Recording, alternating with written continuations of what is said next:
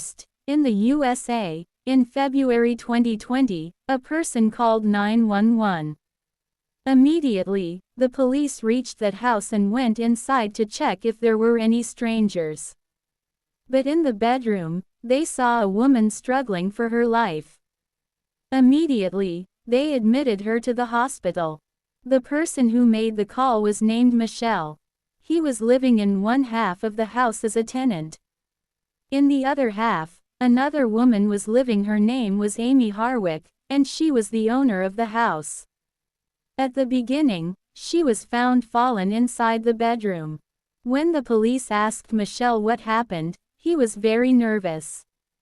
He said, "I was sleeping in my bedroom. Suddenly, I heard a loud noise like something breaking, like a mirror falling. I thought maybe Amie had accidentally dropped something. After some time, I heard Amie screaming. So I went to check what happened, and I saw her lying on the floor. I got scared, shouted, went outside, called the neighbors, and then called the police.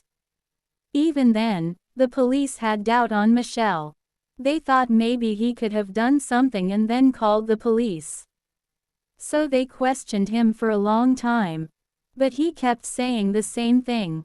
When they checked the CCTV, what he said matched exactly. At around 8:43 p.m., one person wearing a cap was seen entering the house in the CCTV footage.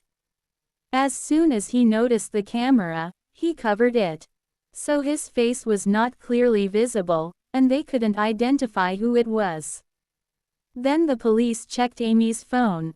In that, they saw that she had been talking a lot with a person named David.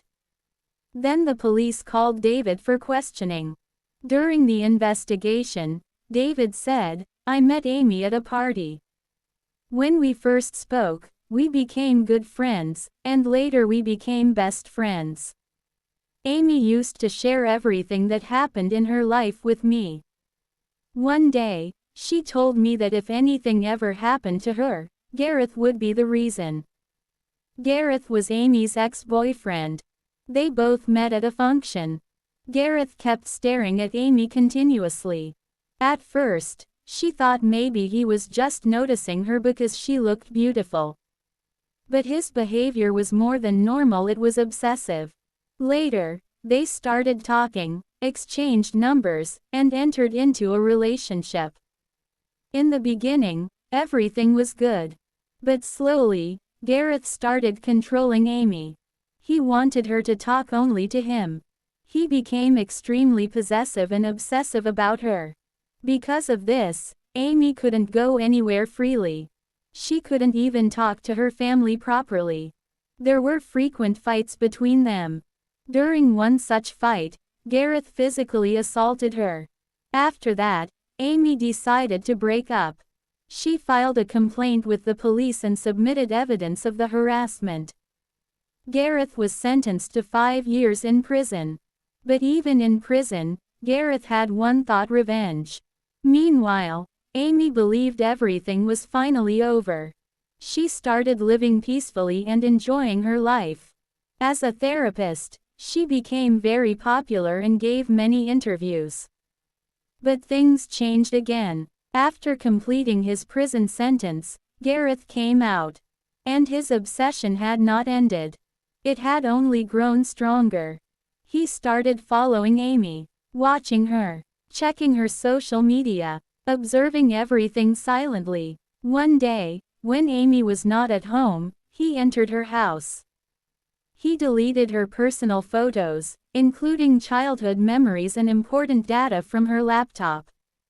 When Amie returned home and saw this, she was shocked. She immediately suspected Gareth. She told David about it. David advised her to stay safe and installed security cameras in her house. But from that day, fear started growing in Amie's life. Gareth didn't stop. He began sending her private photos to her friends and spreading false information about her. Amie didn't know what to do.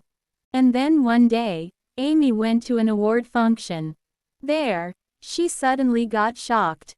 After many years, She saw Gareth again. He was working there as a photographer. When he saw Amie, he told her, "My life is ruined because of you." Amie didn't respond and just walked away. After that, Gareth made a decision. He decided to kill her. He planned it on February 14, 2020, Valentine's Day. On that day, Amie had gone out to a party with her friends. The house was empty. CCTV later showed that Gareth entered the house. He went inside her bedroom and hid there, covering himself with a bedsheet, waiting. Around 10 p.m., Amie returned home. She went into her bedroom and got shocked. Gareth was lying on her bed. A fight started between them. It turned physical. During that struggle, Gareth pushed her from the balcony, and then escaped from the scene. When the police checked the room, they found blood drops. After testing, it was confirmed that the blood belonged to Gareth. At first, Gareth denied everything. He said he had not killed her and claimed he had only gone there after many years. But once the blood evidence was confirmed, he was arrested. Finally, he was sentenced to life imprisonment.